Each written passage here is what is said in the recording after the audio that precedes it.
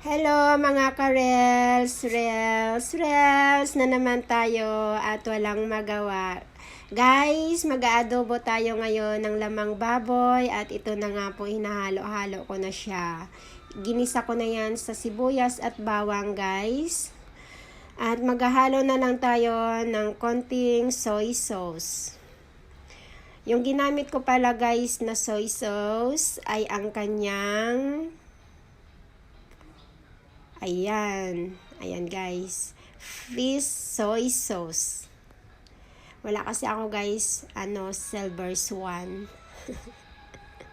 Kaya mag-Chinese recipe muna tayo guys. Ayan, hinaluan ko ng konting rice wine.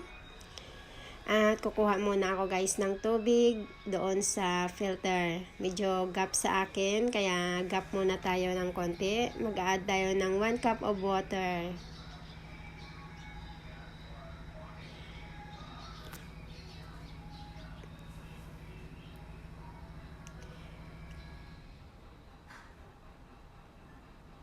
Ito na nga po, mag-add tayo ng water. Pasensya at medyo matagal. Ayan. Hahalo-haloin natin hanggang sa lumambot ang baboy. At ito yung ulam natin pananghalian guys.